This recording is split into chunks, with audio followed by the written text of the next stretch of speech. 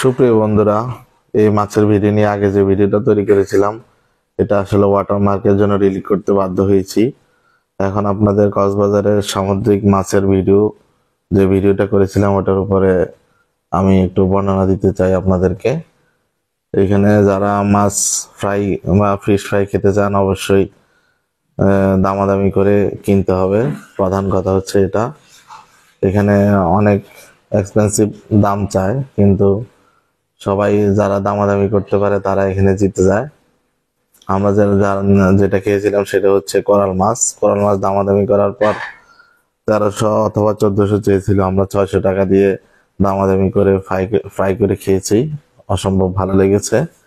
যারা দামাদামি করতে পারবে তাদের জন্য আসলে অনেক জিতে যায় তারা। এখানে অনেক ধরনের মাছ আছে, কোরাল মাছ, সামুদ্রিক টুনা মাছ, তারপর হচ্ছে লবস্টার, কাঁকড়া, তারপর অক্টোপাস, সবই পাওয়া যায় এখানে। যার যেটা পছন্দ সে সেটাই এখান থেকে পছন্দ করে নিয়ে খেতে পারবে। আর আমরা যখন মাছ খেয়েছিলাম বা ফিশ ফ্রাই খেয়েছিলাম তখন ম্যাজিস্ট্রেট এসেছিল।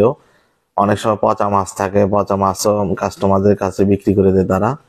এই পচা মাছগুলা দেখে শুনে কিনবেন আপনারা, যারা এখানে যাবেন অবশ্যই দেখে শুনে কিনবেন, না হলে আপনারা ঠকে যাবেন।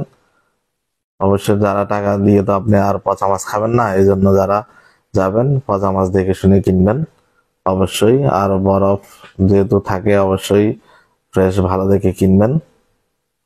আর সমুদ্রের পাড়ে যেহেতু সমুদ্রের গর্জন শুনতে যাবেন আপনারা, ইনশাল্লাহ যারা 2টা-3টা পর্যন্ত থাকে সমুদ্রের গর্জন তারা এই চেয়ার গুলাতে শুয়ে শুয়ে শুনে। আর মাছগুলো দেখতে অসাধারণ ছিল। আর ভ্রাম্যমাণ ম্যাজিস্ট্রেট আসার পর তারা পচা মাছগুলো লুকিয়ে ফেলেছে, অনেকজনকে জরিমানা করেছে অবশ্য। এই তো, সবার জন্য শুভকামনা রইল।